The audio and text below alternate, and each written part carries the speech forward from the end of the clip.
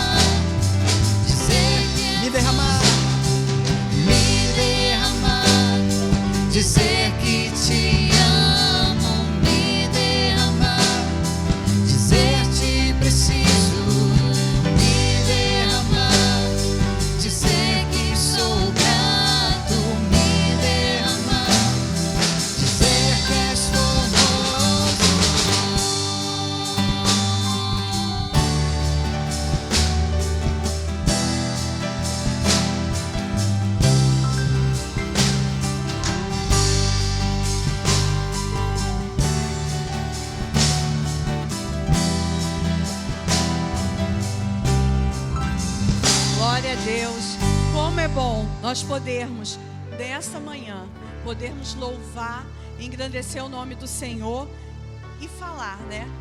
Grandioso é o nosso Deus, e nós podemos nos derramar aos pés do Senhor. Que nesse momento você possa curtir, compartilhar essa mensagem, para que outras pessoas possam junto conosco celebrar, aprender mais um pouco da palavra de Deus, dos princípios, né? E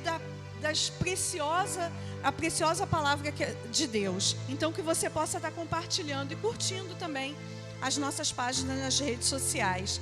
E neste momento nós iremos passar por uma parte que a gente continua cultuando ao Senhor, que são os dízimos e ofertas, que é a nossa obediência e generosidade. E nós vamos ler 2 Coríntios 9:7, que diz: cada um dê conforme determinou em seu coração, não com pesar ou por obrigação, pois Deus ama quem dá com alegria. Nós possamos estar alegres por saber que nós temos saúde, emprego, recursos, o pão à mesa, e que nós possamos neste momento agradecer, sermos gratos a Deus por tantas bênçãos, e também orar pelos nossos irmãos, pelas pessoas que estão junto conosco, que estão desempregados, que estão passando por um momento difícil, e que nesse momento agora nós possamos estar orando juntos e também contribuindo.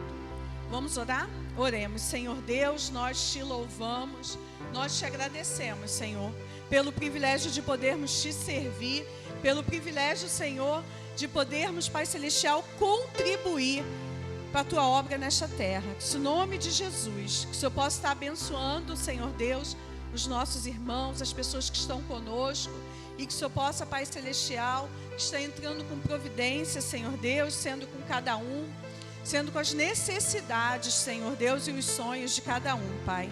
Nós te louvamos e te agradecemos e te pedimos, Senhor Deus, que o Senhor possa continuar nos fortalecendo, nos dando a alegria que vem do Senhor para as nossas vidas. Essa é a oração que te fazemos no nome de Jesus. Amém.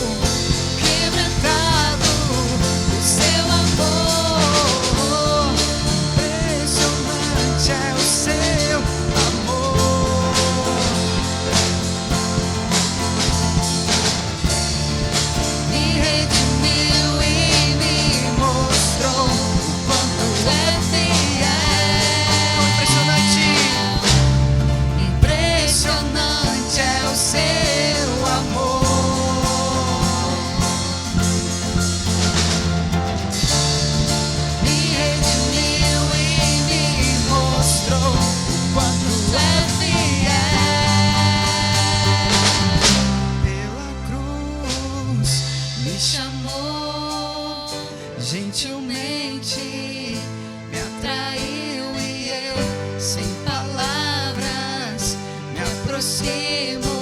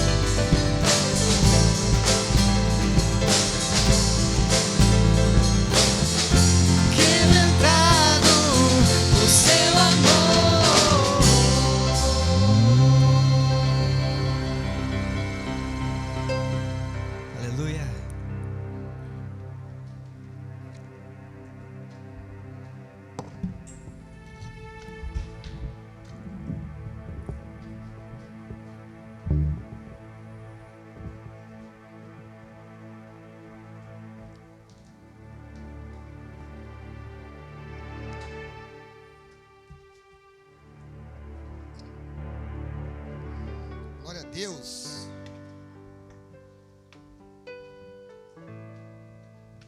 Quebrantados pelo amor de Jesus. Esse amor inexplicável. Esse amor inconfundível. E por que não dizer um amor sem nexo? Um amor onde nós não conseguimos compreender tamanha graça misturado com misericórdia, conectado com amor. E no final surge dentro desse liquidificador espiritual uma palavra chamada compaixão. Que foi exatamente o que Jesus mais teve quando ele viu pessoas como ovelhas sem pastor, sem cuidado. Compaixão. Hoje nós temos a felicidade de concluirmos a série Marcos. Encerramos hoje a série Marcos, uma série de 16 capítulos, uma série onde ela também é narrada em Mateus e Lucas, mas Marcos, se você não lembra, Marcos foi o primeiro escritor, ok? Então Marcos, ele dá uma narrativa muito especial para mim. Por quê? Porque Marcos é muito prático.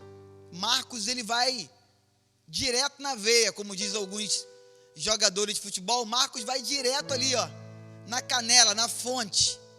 Marcos é objetivo. Marcos é cirúrgico. Marcos é extraordinário. Então eu tenho a honra de terminar essa série de Marcos na família Bag. Vamos junto, Nelson? Beleza. Eu estou preocupado com você que esse banquinho aí não te dá um bom apoio para a coluna, que depois de 2 horas e 45 minutos começa a doer. Eu estou sentado, eu estou confortável aqui, ó. E eu confortável é um perigo, gente. Então Marcos capítulo 15 é onde nós vamos começar nessa manhã. Abra sua Bíblia em casa, por gentileza, em Marcos capítulo 15. E nós vamos aqui meditar um pouquinho sobre a palavra de Deus. Eu espero que você seja profundamente nessa manhã abençoado pela palavra e não pela minha presença. Vamos orar? Obrigado, Jesus, pela tua palavra. Mais uma vez te entregamos esse culto nas tuas mãos e te agradecemos pelo privilégio de podermos sermos escolhidos pelo Senhor para ministrarmos a tua palavra. Seja ministrar através das músicas ou através da Bíblia. Obrigado pelo privilégio de falar do teu amor para as nações. No nome de Jesus, amém. Marcos capítulo 15 vai começar dessa forma, narrando a presença de Jesus diante de Pilatos. Na verdade, Jesus não foi até Pilatos, arrastaram ele para lá. Então Marcos 15:1 vai dizer assim: de manhã bem cedo, os chefes do sacerdote, com os líderes religiosos, os mestres da lei e todo o sinédrio, chegaram a uma decisão: amarrar Jesus, levar ele até quem? Até Pilatos. E aí logo de cara no capítulo 15, no verso 1, surgem duas perguntas muito intrigantes. Muito intrigantes. Muitos ainda não detectaram a resposta, mas eu vou tentar te fornecer algumas respostas nessa manhã. Primeira, por que não levaram até Herodes e sim a Pilatos? Se você lembra bem, Herodes era o rei dos judeus, gente. Como é que escolheram um governador para ser o juiz na sentença de Jesus e não o rei? Por que não levar Jesus à presença do rei Herodes e sim à presença do governador Pilatos? É uma pergunta interessante, mas a resposta é simples e bem clara. A resposta é que Herodes, o rei, estava sem credibilidade na região. Ei, lindo, olha para mim. Um rei sem credibilidade não é nada. Sabe por quê? Ainda mais nos dias de hoje, século 21. Um governante sem credibilidade, ele não consegue conectar o povo à presença, às ordens, o mandar, a lei que ele rege. Não adianta. Herodes viveu isso na pele. Escolheram Pilatos para ser o juiz, aquele que iria causar, ou melhor, julgar a sentença de Jesus. Um assunto tão sério, um assunto tão relevante, um assunto que aquela região estava vivendo assim, horas, minutos, segundos, noites e dias. O que vão fazer com aquele que se diz rei dos judeus? Quem é que vai bater o martelo para condená-lo? Ou quem vai bater o martelo para absolvê-lo? Herodes ou Pilatos? Aí eles levam eles levam a Pilatos. Por quê? Porque Pilatos estava com moral. Olha para mim. Pilatos estava com moral com o povo. Herodes, apesar de rei, sem credibilidade. E Pilatos, apesar de governador, com moral diante do povo. Toda vez que os governantes falam e não vivem, eles ficam sem credibilidade. Pilatos, pelo menos, naquele contexto, vivia o que falava, apesar de político. Aí o verso 2 vai dizer assim: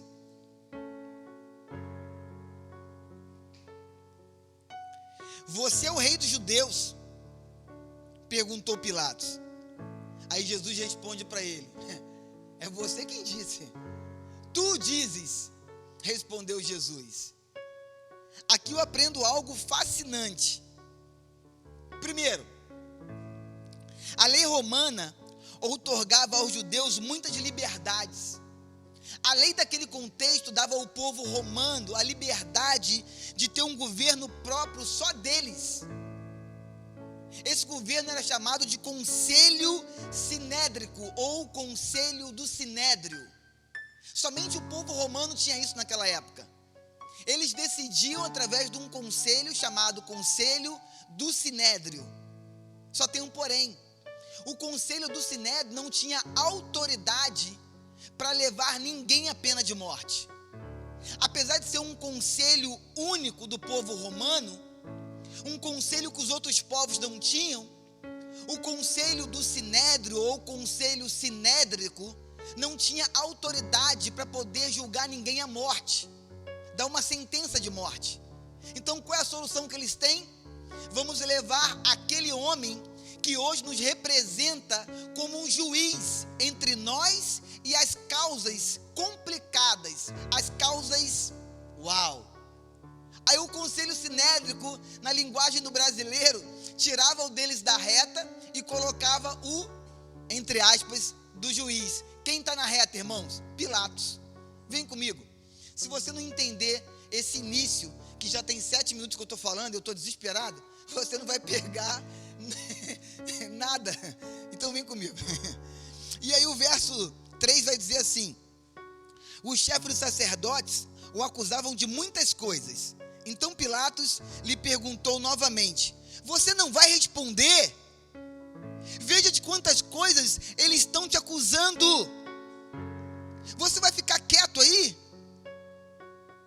Sabe o que o verso 5 vai dizer? Jesus não respondeu nada.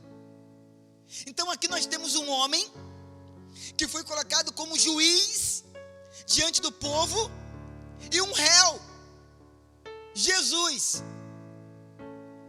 Um juiz e um réu. Só tem um porém lindo. Todo réu, ainda que não tenha dinheiro para pagar, a justiça dá para ele um advogado para poder julgar, causar, para poder defender a sua sentença. Não, por favor. Só um time no cafezinho, vem comigo, olha para mim. Temos um juiz e temos um sentenciado. Temos Pilatos e temos Jesus. Mas Jesus não se apresentam com advogado nenhum, pelo contrário. Jesus nem tenta ser o seu próprio defensor. Jesus fica calado. O que Jesus causa naquele momento em não responder nada? Jesus causa um réu sem defesa. Cara, que loucura. Jesus cria um ambiente de um juiz e um povo e um réu sem querer ser defendido. O silêncio de Jesus é: eu não preciso ser defendido. O silêncio de Jesus é: eu não quero ser defendido.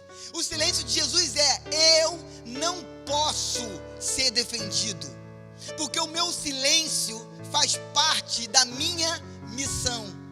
Vem comigo, Ibaga, por favor. O silêncio de Jesus faz parte da missão de Jesus naquele momento, diante de Pilatos e diante do Sinédrio e diante do povo. Jesus não podia ser defendido. Verso 6. Por ocasião da festa, era costume soltar um prisioneiro. Pastor, o que é isso? Você não sabe? Sempre existiu na face da terra os atos políticos. Verso 7. Um homem chamado Jesus Barrabás. Coincidência, não? Então, um homem chamado Jesus Barrabás, diante também de um homem chamado Jesus o Cristo. E aí Pilatos tem a missão de deixar que Jesus Barrabás ou Jesus de Nazaré, o Cristo, seja um condenado e um absolvido, um preso e um solto. Verso 7. Um homem chamado Jesus Barrabás estava na prisão com os rebeldes que haviam cometido assassinato. Por quê? Porque ele era um assassino, ele merecia estar preso. Verso 8. A multidão chegou e pediu a Pilatos que lhe fizesse o que costumava fazer. E o que era de costume fazer? Uma festinha política anual, onde o povo costumava pedir cesta básica, onde o povo costumava pedir Bolsa Família, e aí os governantes da época eram obrigados a atender o pedido do povo para se manter no poder, comendo às custas do povo. É lindo, isso sempre existiu. O povo vai até Pilatos pedir o que eles pediam uma vez por ano: os prazeres do povo, para que o governo se mantivesse no governo, mandando, mamando, comendo, governando. Vem comigo, Ibaga, por favor. O que eu quero te dizer é que o povo preferiu ir ao diante de um libertador de leis do que ir diante do libertador de pecados. Sempre foi assim. Verso 9. Vocês querem que eu lhes solte o rei dos judeus? Perguntou o político Pilatos, sabendo que fora por inveja que os chefes dos sacerdotes lhe haviam entregado Jesus. Ei, lindo, foi por inveja. O que Jesus fez pastor, por favor, o que Jesus fez na real com eles? Foi por inveja. Qual foi o cenário que o céu montou na terra? Qual foi o cenário que Deus, de forma estratégica, fez para que seu filho cumprisse a missão? Foi por inveja. Qual é o cenário que muitas religiões acusam o cristianismo? Foi por inveja. Qual é o cenário que muitos pastores são acusados de ladrões? Foi por inveja. Quando é que isso vai acabar? Por inveja até Jesus voltar. Sempre foi e sempre será assim. Acorda, Brasil. Foi por inveja. Verso 10. Verso 11. Mas os chefes dos sacerdotes incitaram a multidão a pedir que Pilatos, ao contrário, soltasse Barrabás. Uau! Nunca mudou. Século 21, 2020, ainda continua sendo assim.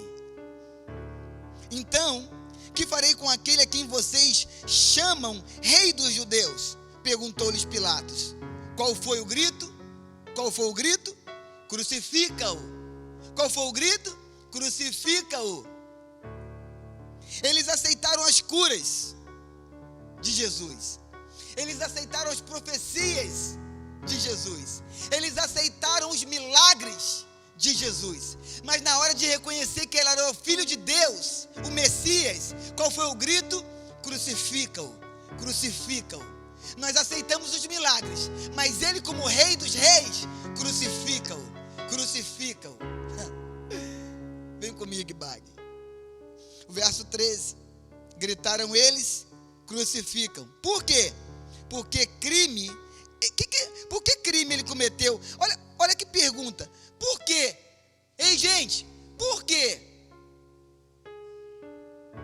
O que esse homem cometeu? Perguntou Pilatos. Mas eles gritavam ainda mais: crucificam.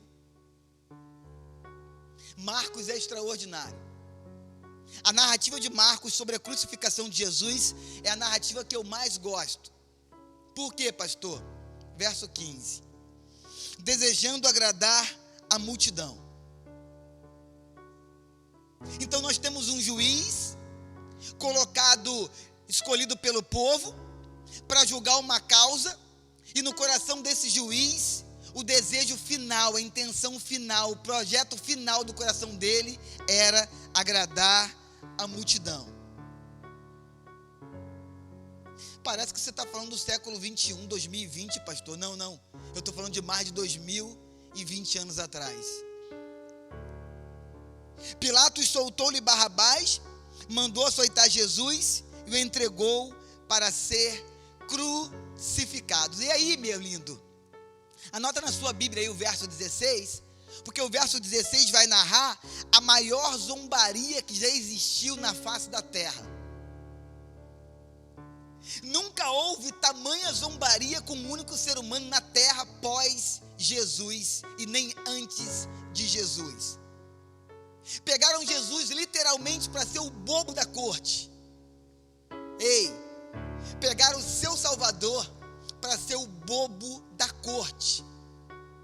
Vem comigo. Olha como é que começa a festinha de zombaria, verso 16.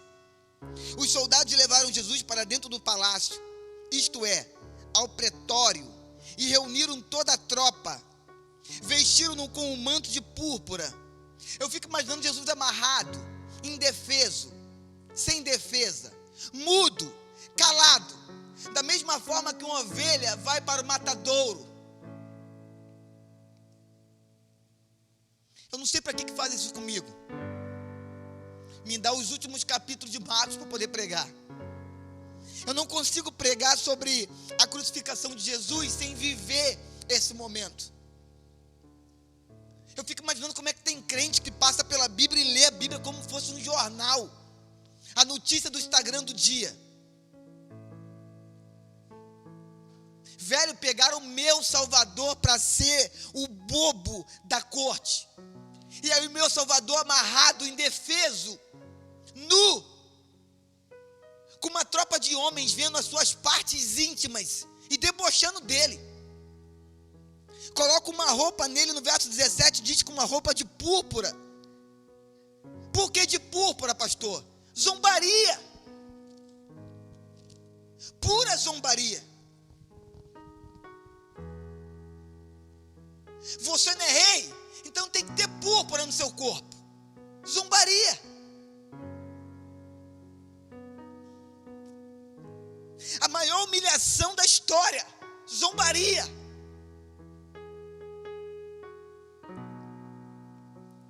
zombaria com o Salvador, zombaria com aquele que redimiu meus pecados e os seus, zombaria com o único homem santo que passou pela face da terra, zombaria com o Filho de Deus, zombaria com o Messias, a maior festinha de zombaria da história da humanidade.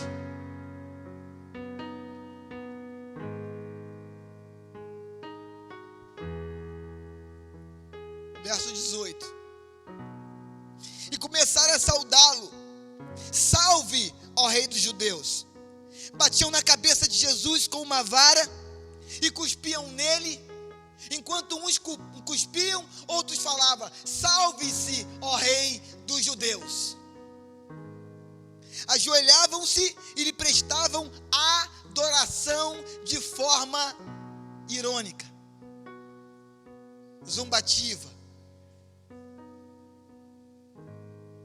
Um cospe, um se ajoelha e um grita: salve-se, ó Rei dos Judeus. Depois de terem zombado dele, tiraram-lhe o manto de púrpura e vestiram-no em suas próprias roupas. Então o levaram para fora. Não, você não pegou, mas tu vai pegar agora. Teve uma festinha secreta.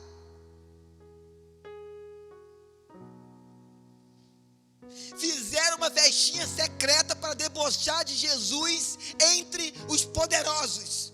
Por quê, pastor? Política. Se eles levassem Jesus com uma roupa de púrpura e se ajoelhassem até Jesus lá fora, eles perdem a credibilidade como Herodes já tinha perdido. Por quê? Porque não basta matar, não basta crucificar, para que tanta zombaria? Eles fazem uma festinha privada, uma festinha dentro do palácio. Irmãos, eu não sei você não, mas eu fico imaginando os céus presenciando tudo isso. Eu fico imaginando os céus, os anjos de Deus, as milícias de anjos incontáveis que tem no céu, junto com Deus, os 24 anciões. Eu fico imaginando todos olhando para a terra e vendo o Filho, o Cordeiro Pascal que tira o pecado do mundo, numa festinha privada, sendo zombado por pecadores e homens endemoniados. Eu fico imaginando o céu vendo isso. Ei, meu lindo, por favor, que você depois dessa manhã nunca mais tenha coragem de viver uma vida cristã medíocre. Que você nunca mais tenha coragem de ter vergonha daquele que passou por uma humilhação privada para salvar você e a mim.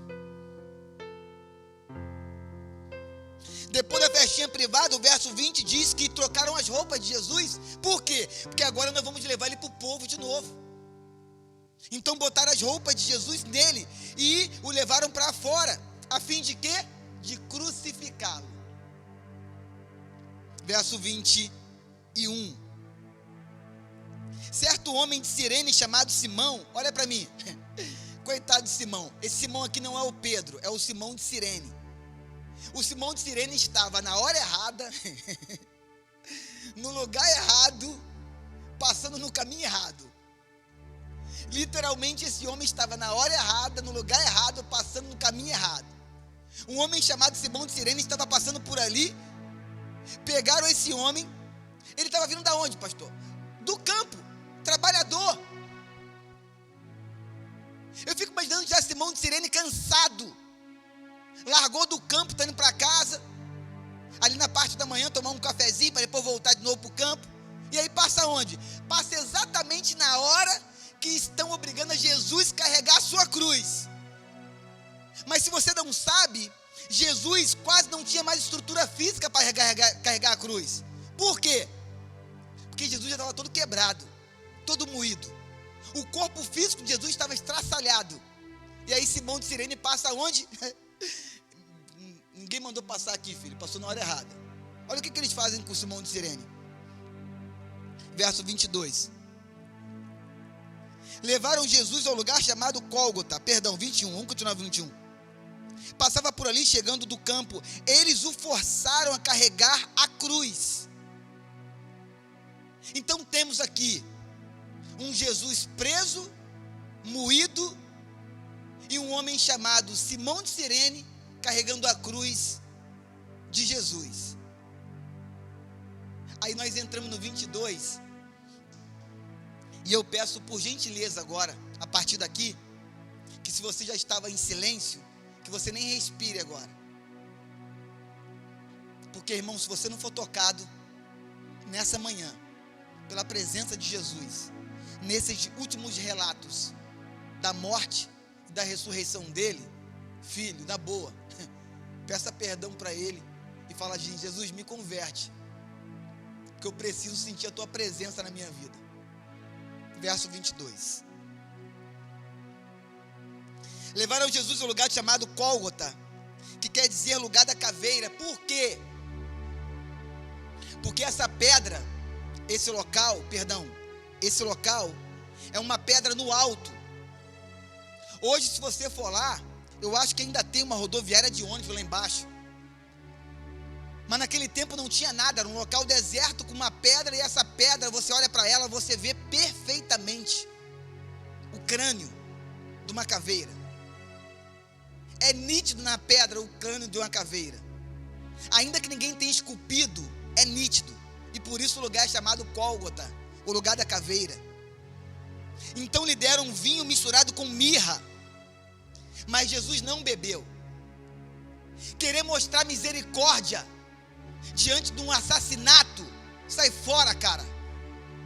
Mirra era uma essência como uma morfina. Mirra era usado para aliviar a dor. Depois de me debocharem, estão me levando para o madeiro e querem me dar uma essência política para dizer que querem tirar minha dor. Banana para vocês, eu não vou beber nada. Jesus não bebe mirra. Por quê? Porque se Jesus bebe, eles iriam dizer que Jesus não estava sentindo tanta dor assim, era um teatro. Afinal de contas, ele bebeu mirra, e mirra tira a dor do ser humano. Canalhas. Jesus não bebe. Bem feito. É por isso que eu amo Jesus. E aí no verso 24, o crucificaram. Dividindo a roupa dele, tiraram um sorte para saber quem ficava com cada pedaço da parte do corpo, da veste, de tudo de Jesus. É mais ou menos, eu acho que no sul não tem isso, mas em alguns estados tem. É mais ou menos uma festinha que fazem todo ano, que é de lixar o Judas. Tem isso no sul? Não? Não tem, né? Mas no Rio de Janeiro tem, em alguns lugares do Nordeste tem. É a festinha de malhar o Judas. A gente pega um boneco, faz um boneco de pano, amarra ele num poste da cidade, e todo mundo vai lá, dá paulada no boneco, até arrebentar ele todinho, e depois tem uma briga para ver quem fica com a perna, com o braço, com a calça, com a camisa, com o bonezinho. É malhar o Judas. Algumas culturas sabem o que é isso, alguns estados sabem o que é isso, malhar o Judas, uma vez por ano. Foi o que fizeram com Jesus, malharam Jesus. Olha que coisa linda, o verso 25. Eram 9 horas da manhã. Meu Deus, 27 minutos. Tu tem poder de parar o tempo? Não? Que pena, eu também não. Eram 9 horas da manhã. Muitos cristãos lêem a Bíblia de forma acelerada. Calma, irmão, vem comigo. 9 horas da manhã, isso tem um significado. Esse 9 horas tem um significado no mundo espiritual. Você vai entender daqui a pouco por quê. Eram 9 horas da manhã quando o crucificaram. E assim estava escrito na acusação contra ele: o rei dos judeus. Tem a Bíblia aí, filhão? Tem? Está passando ali? É? Ok. Com ele crucificaram 2 ladrões, um à sua direita e outro à sua esquerda. E cumpriu-se a escritura, que diz que ele foi contado entre os transgressores. Eu não tenho tempo para isso. Mas sabe qual o profeta que anunciou esse momento? Isaías. O profeta Isaías, no capítulo 53, ali por volta do verso 11, 12, Isaías fala exatamente que iria acontecer isso aí com Jesus. E por que Jesus ficou mudo, pastor? Porque ele não podia quebrar o projeto, a missão que foi confiada para ele desde a fundação do mundo. Isaías falou que iriam pegar ele e que ele estaria do lado de 2 transgressores. Isaías falou isso anos e anos, séculos e séculos antes de Jesus. E agora está acontecendo exatamente conforme o profeta Isaías, no capítulo 53 de Isaías falou. Jesus estava do lado de 2 transgressores, se cumprindo a palavra de Deus, que aponta de Gênesis a Apocalipse para o Salvador Jesus, o Cristo. No verso 29 vai dizer assim: os que passavam lhe insultavam, balançavam a cabeça dizendo: ora, você que destrói o templo. Gente, olha para mim, olha que cegueira espiritual. Você que destrói o templo e reedifica em 3 dias, desça da cruz e salve a si mesmo. Até na última hora eles estavam debochando de Jesus, porque Jesus falou para eles certa vez que ele poderia derrubar o templo e reconstruir ele em 3 dias. Eles estavam achando que era um espaço físico, feito por pedra, areia, cimento. Naquele tempo, óleo de baleia, argila, pedra. Acorda, Brasil! O que Jesus estava falando naquela hora era: ei, eu mato e ressuscito, o meu corpo é o templo do Espírito Santo, e eu levo ele à sepultura, e depois de 3 dias eu volto, ele ressurge, levanta, vamos embora. Eu sou o único capaz de vencer a morte. E eles estavam zombando de Jesus, falando: você não falou que destrói o templo e volta com ele em 3 dias? Sai daí agora que eu quero ver. Verso 31, da mesma forma, os chefes dos sacerdotes, os mestres da lei, zombavam dele entre si, dizendo: salvou os outros, mas não é capaz de salvar a si mesmo.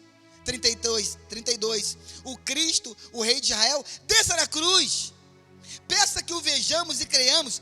Para que o vejamos e creiamos, é o mesmo povo até hoje, tem que ver para crer.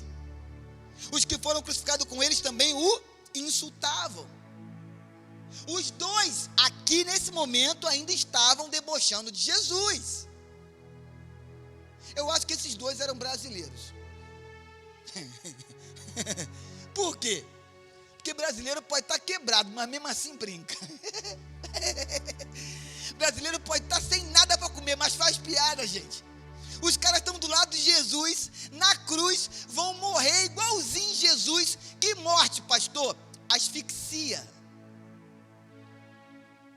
A morte considerada pelos romanos, a pior morte na face da terra, era a crucificação. Por quê? Asfixia, morria asfixiado. Depois que perfurava as mãos e os pés, eram 4 pontos de saída de sangue, até que morria asfixiado. E os caras estão zombando de Jesus. É brasileira essa praga. Verso 33. E que verso poderoso. E houve trevas sobre a terra, do meio-dia até as 3 horas da tarde. Eu falei para você ficar ligado porque eu falei 9 horas. Olha para mim, lindo. E houve trevas das 3 horas, do meio-dia até as 3 horas. Vem comigo, olha para mim, olha para minha mão, por favor. Conta comigo aqui. 9. Depois de 1, 2, 3, se transforma em 12. Depois de 1, 2, 3, se transforma em 15. Não, tu não pegou? Por favor, para tudo. 9 horas, começa a crucificação. Depois de mais 3 horas, chega em 12. Depois de mais 3 horas, chega em 3 da tarde. Ei, tem um mistério de 3 em 3. Acorda, Brasil. A Bíblia é cheia de segredos, cheia de encantos, cheia de mistérios, cheia de pepita de ouro. Nunca mais leia ela correndo, porque senão você não vai pegar os tesouros escondidos na palavra de Deus. Começou às 9, Quando chegou 12, até as 3, houve trevas na terra. Pastor, qual foi o outro momento que aconteceu isso? Como se fosse um eclipse. Quando? Quando o povo foi resgatado, que o anjo da morte trouxe trevas na terra. O anjo da morte trouxe trevas para levar os primogênitos. E depois, agora Jesus na cruz, o anjo da morte volta para levar o primogênito, aquele que vai salvar nações. Acorda, Brasil, por favor.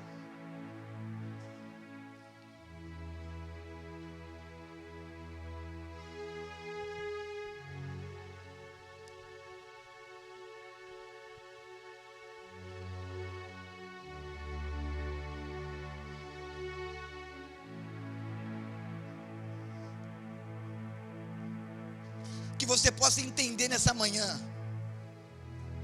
que o versículo 33 de João capítulo 15 é o verso que mais tem que chocar com a sua vida cristã. Por quê, pastor? Porque é o verso que Jesus clama: por que me abandonaste, Senhor? Eloi, Eloi, Salá, Sabactame, por que me abandonaste, Deus meu e Rei meu? Ah, não, por favor. Ai, Jesus, me ajuda.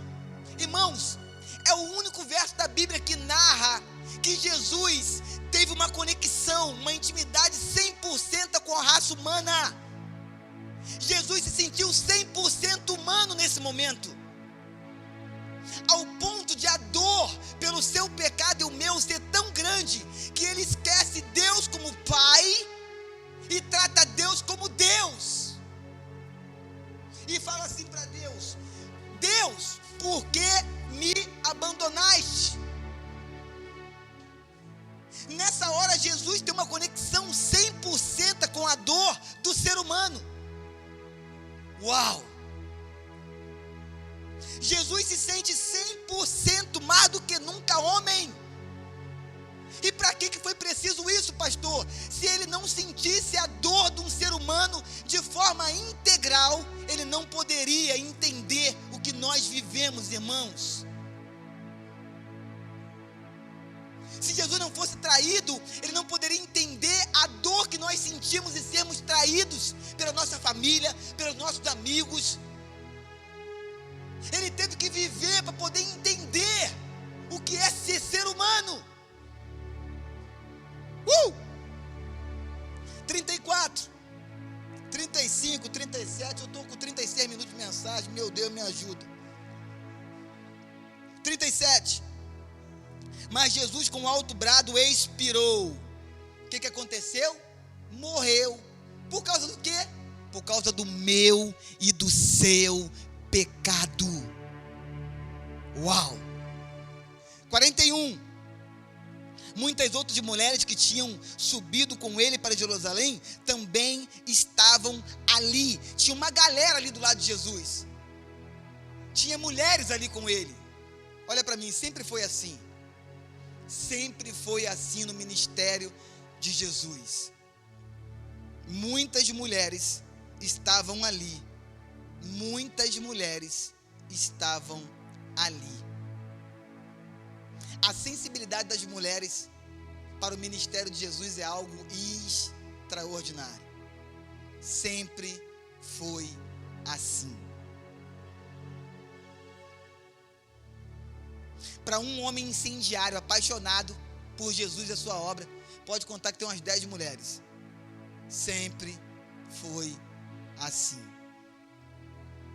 E aí vem o sepultamento de Jesus em Marcos capítulo 15, no verso 42. Era o dia da preparação. Sabe o que é isso? Tinha uma festa no sábado. Tu sabe por que Pilatos liberou o corpo de Jesus? Sabe por quê? Política. Iria ficar feio um corpo crucificado no meio de uma festa. 44. Pilatos ficou surpreso ao ouvir que ele já tinha morrido. E por que Pilatos ficou surpreso? Porque os homens que eram crucificados morriam depois de dias com asfixia. Não é rapidinho assim, não. Jesus quebra a lei humana. Jesus quebra a lógica humana até na sua morte. 6 horas foi o suficiente para Jesus entregar o seu espírito. Começa às 9, às 15, Jesus se entrega, quebrando o quê? Toda a perspectiva romana, que ele iria ficar agonizando durante muitas horas, e por que não dizer muitos dias? Sabem de nada, inocente. E aí nós entramos no verso 16, capítulo 16, que é o capítulo da ressurreição de Jesus. Eu termino com isso. Além do que, já tem 38 minutos e tem uma turma me olhando com cara feia aqui embaixo. Brincadeira. O capítulo 16 vai narrar a ressurreição de Jesus. E é lindo, por quê? Porque é o nosso troféu, é a nossa honra, é o nosso prêmio maior da igreja, ler isso aqui. O capítulo 16 é a esperança que nós temos, a fé e a certeza que vamos morar com Ele eternamente. Por quê? Porque de todos os deuses da terra, Ele foi o único que venceu a morte. Você vai no túmulo de Maomé, tem ossos lá. Você vai no túmulo de Buda, tem resquícios lá. Vai no túmulo de Jesus, não tem nada. O túmulo de Jesus hoje é um cenário turístico. Por quê, pastor? Está vazio.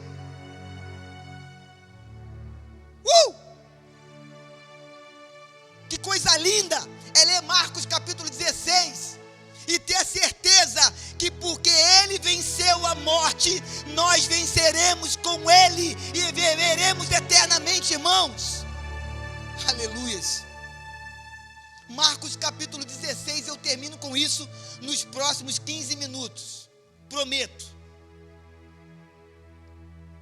Quando terminou o sábado, Maria Madalena, Salomé e Maria, mãe de Tiago, compraram especiarias para quê? Para ir no sepulcro ungir. Como assim, pastor? Como? Da mesma forma que muitos levam coroas, rosas, flores nos cemitérios. Para quê? Para lembrar, homenagear. Tá certo, pastor? Irmãos, eu não tenho nem tempo para entrar nesse mérito. Eu estou dizendo que as mulheres levaram especiarias para ungir Jesus num ato de reverência, de companheirismo e de honra à pessoa de Jesus. Era uma tradição dessa época, ok? Dessa época. Eu acho que eu já te dei minha resposta e você já pegou, se você está ligado. Então vem comigo. E aí no verso número 3 vai dizer assim: perguntando umas às outras, quem removerá para nós a pedra da entrada? Não, você precisa entender cabeça de mulher, velho. Porque o bicho abençoado, estranho e bom é esse tal de mulher que Deus criou. As mulheres compram as especiarias e estão encaminhando em direção ao túmulo, mas elas sabem que ao chegar lá vai estar fechado. E para que vai? Olha,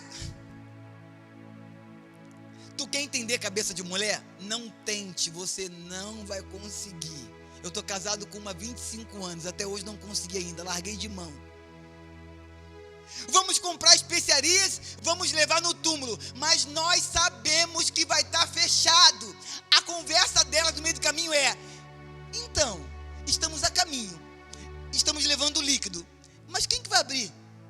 Quem que vai girar a roda? Olha que cabeça de doido, gente. Está indo para um local sabendo que não vai conseguir entrar. Está indo para um local sabendo que vai estar fechado. Está indo para um local sabendo que não tem forças para fazer. O que é isso, pastor? É por isso que elas sempre foram a maioria no ministério de Jesus. É por isso que elas são a maioria. Elas são a maioria porque elas começam a dar passo de fé sem saber o que vai acontecer. Mas no final dá tudo certo. Elas acreditam nesse troço. Tem alguém comigo aqui, gente? Isso é mulher. Isso é mulher. Isso é mulher no ministério de Jesus. E chega lá, o que acontece? O troço dá certo. A pedra está removida.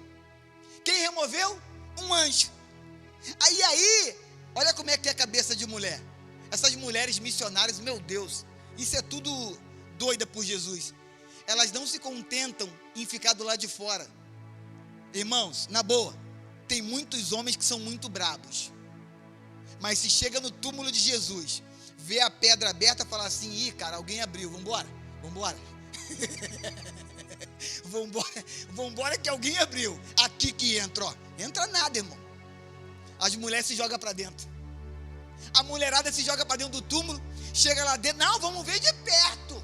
A gente vai ver e vai ter que contar, porque a gente gosta de contar. Né? A mulher se joga dentro do túmulo de Jesus, vê o túmulo vazio, de repente olha para o lado e um gurizão jovem. Está escrito na Bíblia, irmão, não estou inventando não. Aqui, ó, verso 6, não tenha medo, disse ele. Não, verso 5, entrando no sepulcro, viram um jovem vestido de roupas brancas, assentado à direita, e ficaram amedrontadas. Agora sim, agora a perna tremeu. Tiveram coragem de ir, sabendo que ia estar fechado.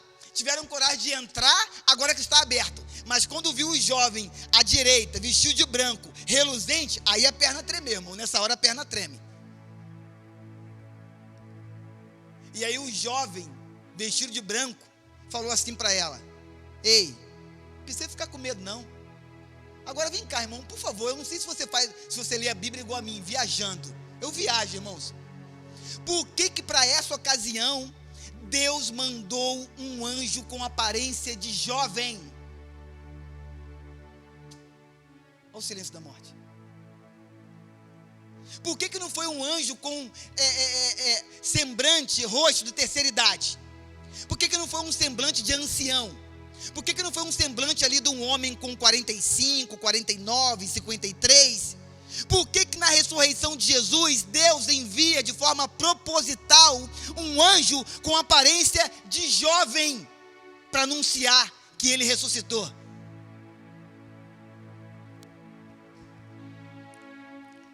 Tá todo mundo assim, fala.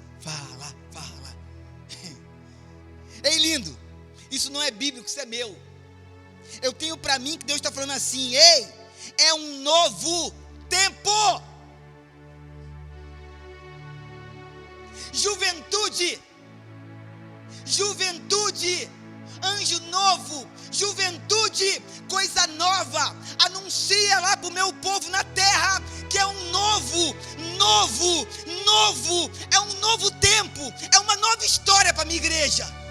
Ele não está morto, ele vive.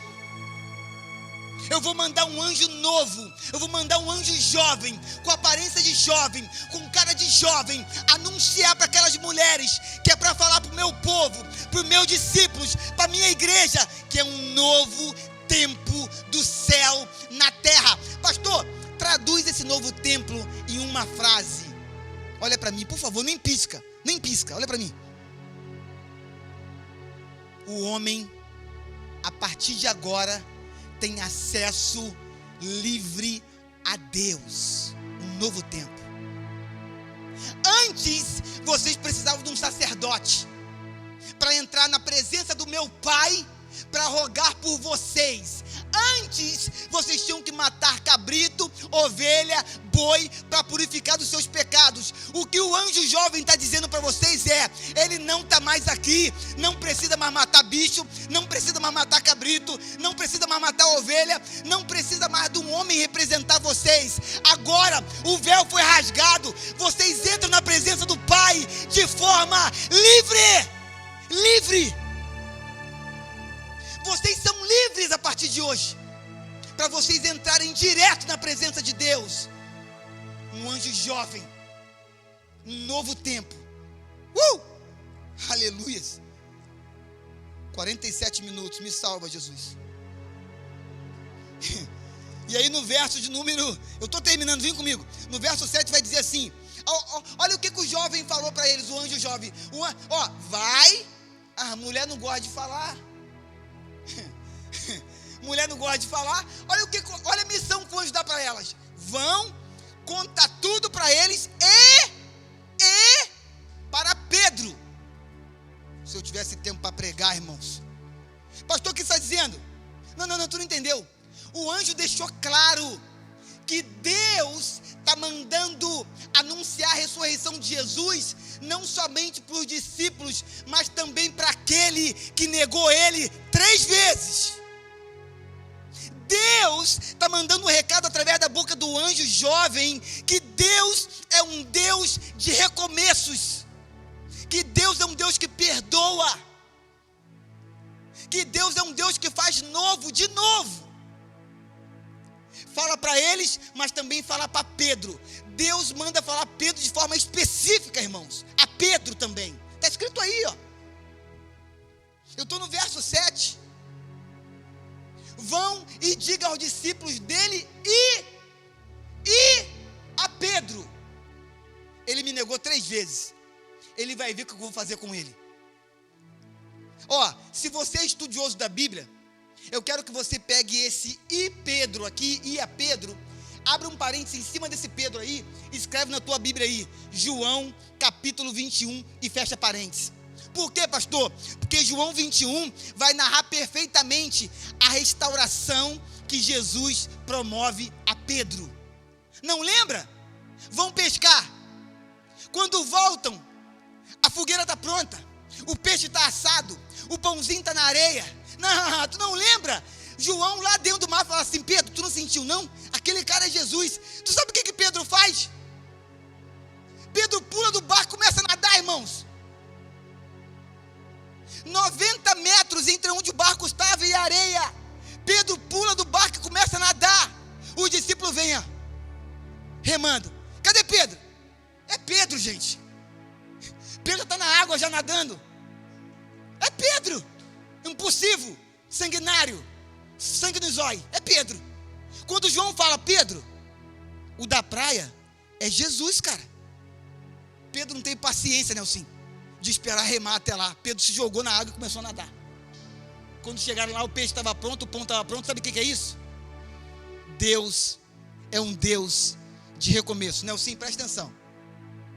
Jesus fala assim para Pedro: Pedro, tu me amas? Aí Pedro fala assim: tu sabes que eu te amo, Senhor. Aí Jesus fala assim: apacenta as minhas ovelhas. Pela segunda vez: Pedro, tu me amas? Aí Pedro fala assim: tu sabes que eu te amo, Senhor. Aí o Senhor fala assim: apacenta as minhas ovelhas. Pela terceira vez Jesus fala assim: Pedro, tu me amas? A Bíblia diz, eu não tenho tempo mais para ler a Bíblia, a Bíblia diz que Pedro ficou chateado com Jesus. Por quê? Porque Jesus insistia. Pedro não pegou, irmãos. O que Jesus está falando é: Pedro, da mesma forma que eles te viram me negar 3 vezes, hoje eu te dou a oportunidade de você mostrar para eles que você me ama. A mesma quantidade de vezes que você me negou, 3 vezes. Misericórdia de Jesus. Aleluias. E eu termino com isso aqui agora. Sou obrigado. 51 minutos, repreendido esse tempo. Verso 12. Depois Jesus apareceu noutra forma. O que você está falando, pastor? Eu estou falando que Jesus é Deus dos improváveis. Anota na sua Bíblia, eu não tenho mais tempo, anota aí. Verso 9, 10, 11. Mostra claramente que Jesus é Deus dos improváveis. Ah, não pegou? Lê o texto. Jesus apareceu pela primeira vez para o primeiro ser humano, pós-ressurreição, para quem? Para uma mulher. Coincidência? Eu acho que não. Só tem um porém. Não era uma qualquer mulher. Era uma mulher que era uma ex-endemoniada. Eu não tenho tempo. Uma ex-endemoniada. Marcos 16 vai dizer que Jesus tirou dessa mulher 7 demônios. Jesus ressurge. Aparece para quem? Para uma mulher. Mas por que não apareceu por discípulos? Por que não apareceu por discípulo, pastor? Jesus é um Deus dos improváveis. Para uma mulher que foi liberta por eles, que ele tirou 7 demônios dela, e ele aparece para ela pela primeira vez, para a primeira pessoa pós-ressurreição. Ó, sobe aqui, vem. Já vem tocando, hein? Eu já ganho mais 10 minutos nessa brincadeira. Vem comigo. Estou terminando aqui agora. Não perde o foco neles não. Vem comigo, você que está em casa. Verso 15. E eu quero terminar com isso aqui agora. Verso 15. Põe na tela aí, filhão. Marcos 16, 15. E disse-lhes: vão pelo mundo todo e preguem o evangelho a todas as pessoas. Ai, como eu queria que o tempo parasse. Você é um farol lindo. E a missão dos faróis é: vão pelo mundo todo e preguem o evangelho a todas as pessoas. Eu dou glória a Deus que o DNA da IBAG é uma igreja de amor, graça e multiplicação. Nós continuaremos amando, nós continuaremos tendo graça, mas nunca cairemos na armadilha de fazer isso em apenas um endereço, uma caixinha, um local, para um povinho. Não. Ei, a IBAG é bíblica e Jesus deu a missão para aqueles homens na praia, comendo o primeiro McFish da terra, pão com peixe. A seguinte missão: vão pelo mundo todo e preguem o evangelho a todas as pessoas. Verso 16, que coisa linda! Quem crê e for batizado será salvo, mas quem não crê será condenado. Que nessa manhã quebre na sua mente uma teologia do inferno, pagã, tradicional. Está escrito aqui, irmão, ó, se você ficar chateado comigo, vem com a sua Bíblia conversar comigo. Está escrito aqui, ó. Está escrito aqui, eu vou ler para você. Verso 17. Estes sinais acompanharão os que crerem.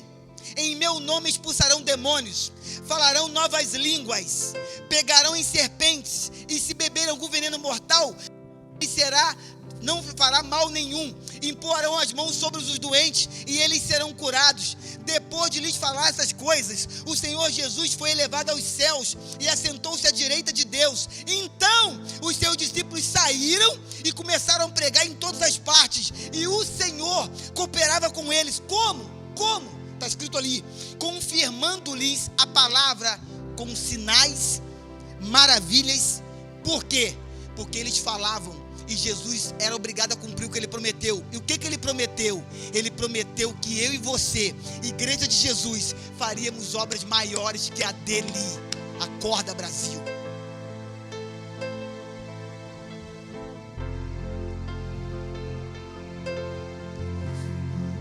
Como eu queria falar.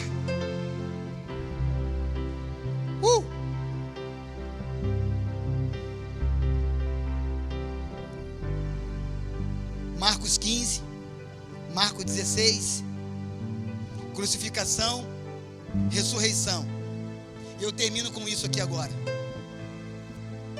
Se você não lembra bem, Jesus foi o único ser humano na terra que viveu 2 vidas na terra.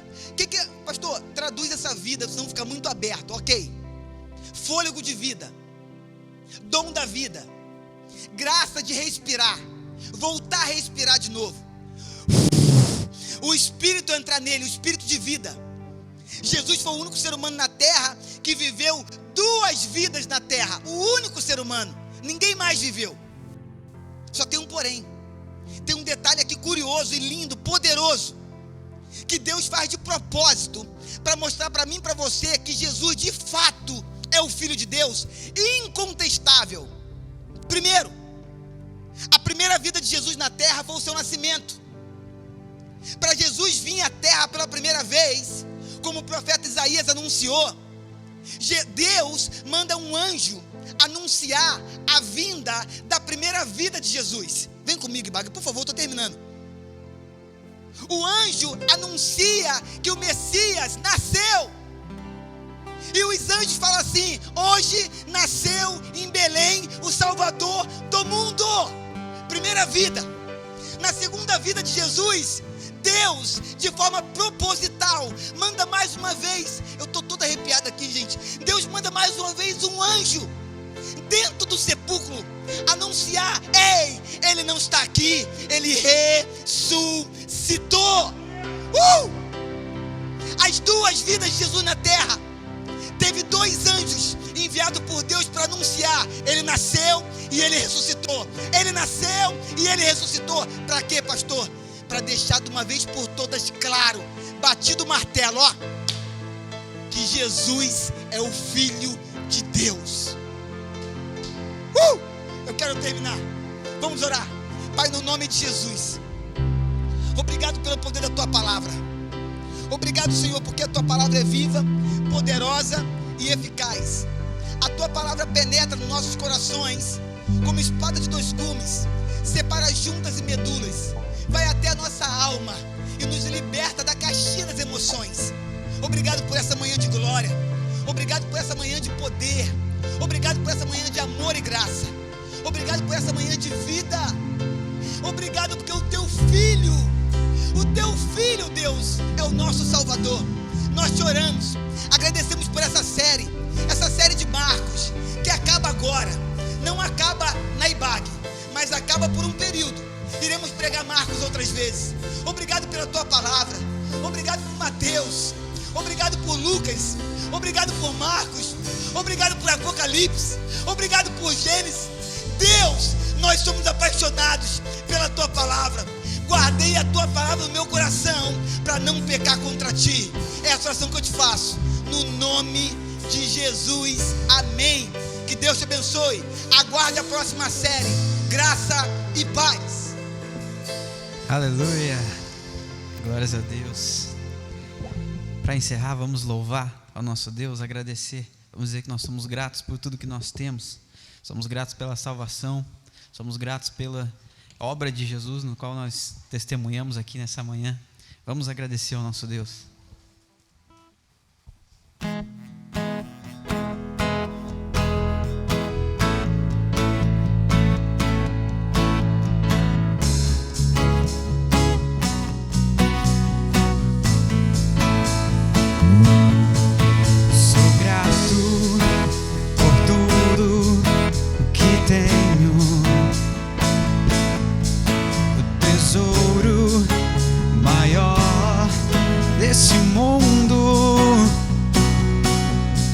Me foi dado como herança eterna, maior prova de um amor tão profundo. Tenho vida, alegria em todo tempo. Tenho amigos, família, muitos irmãos. Foi Jesus, meu amigo verdadeiro, que fez tudo ao me dar a salvação. Louvarei ao Senhor em todo tempo. Seu louvor estará continuamente nos meus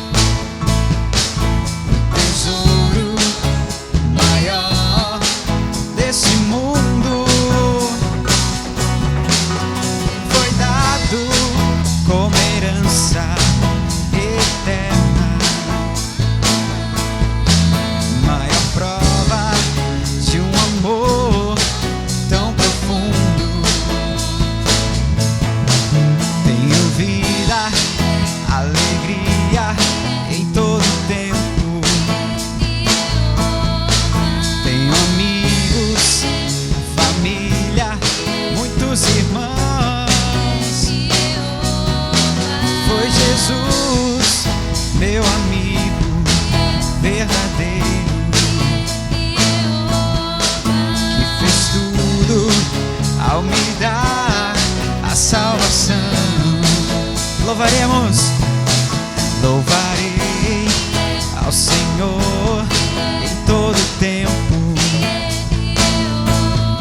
Seu louvor estará continuamente nos meus lábios e também no coração.